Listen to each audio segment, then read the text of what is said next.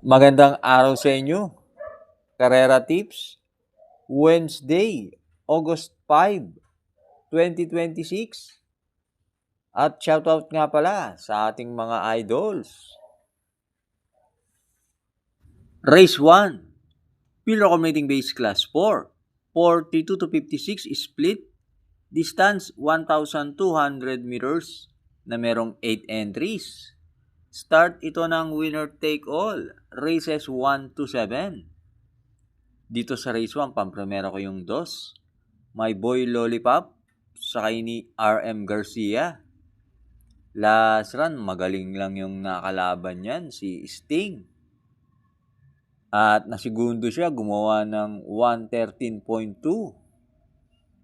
At panigundo ko yung entry number 5, Amor Mi Amor, sakay ni LF Desus. Yan si Amor Mi Amor, may isang bigla yan. At last run, maganda naman tinakbo niyan. Napang-anim yan nung manalo si High Octane. At gumawa ng 127.4 sa 1-4.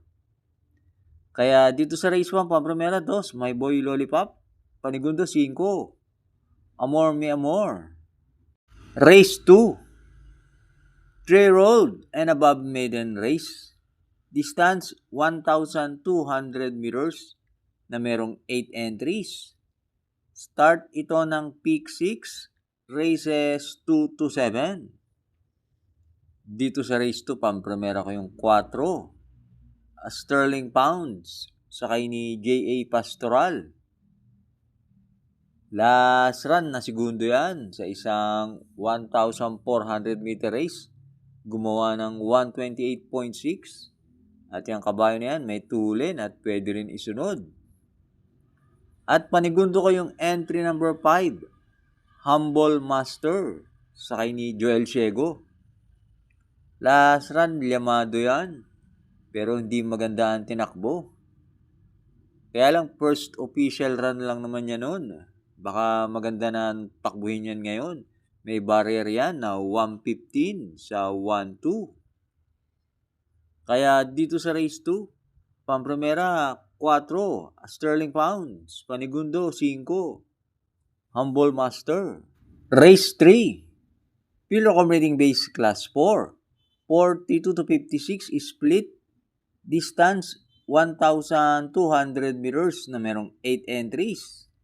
Start ito ng peak 5, races 3 to 7.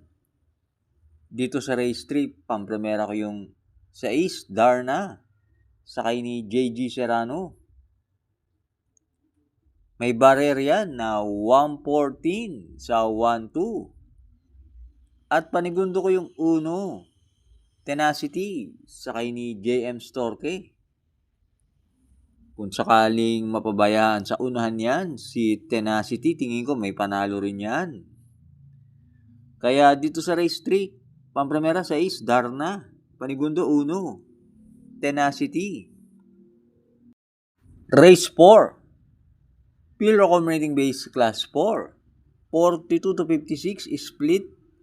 Distance 1,200 meters na merong 8 entries. Start ito ng peak 4, races 4 to 7. Dito sa race 4, pampremera ko yung galing sa panalo na entry number 7, Babe in Hablat, sakay ni Mark Alvarez. Tinalo niyan yung kakopol niya, si Ward Chip, at gumawa ng 110.8 sa 1-2.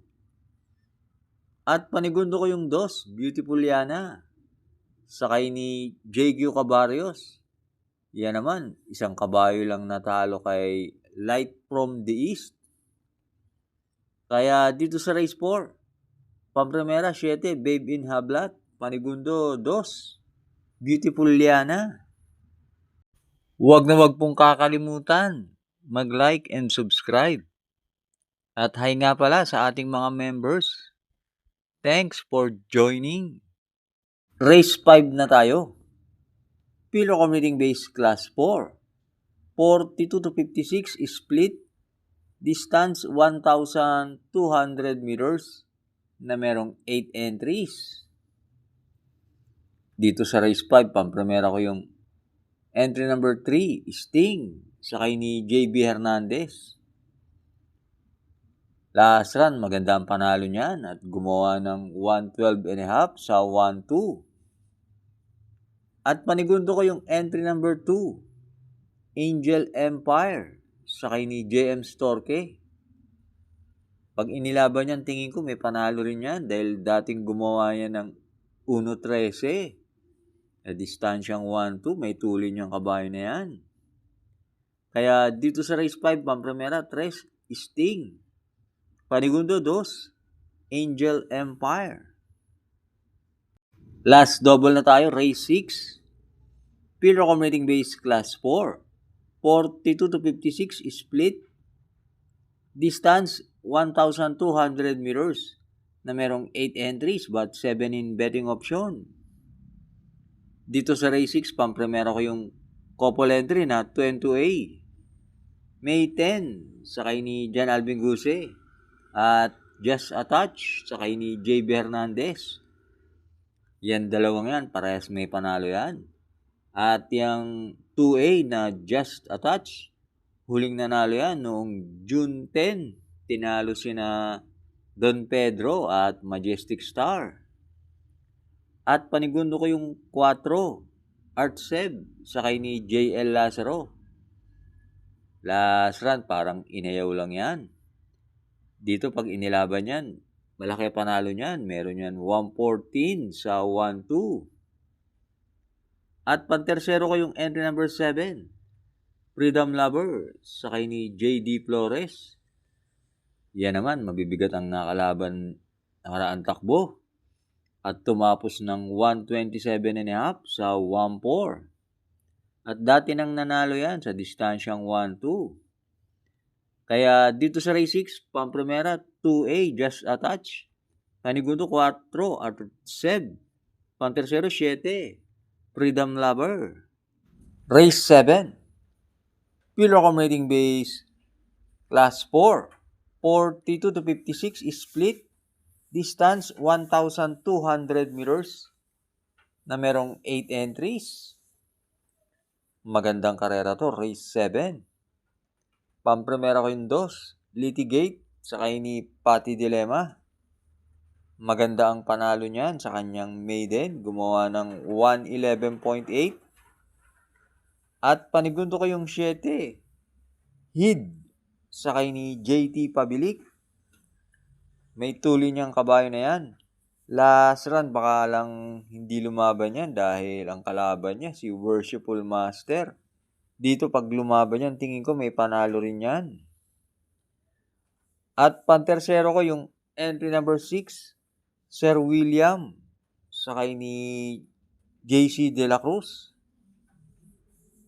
Galing rin sa panalo yan, si Sir William. At pag yan ang nakabandera, may panalo yan. Kaya dito sa race 7, pampremera 2, Litigate, panigundo 7, Hid, pantersero 6, Sir William. Thanks for watching. Lalong-lalo na sa mga laging nakasubaybay. Happy Wednesday racing sa inyo.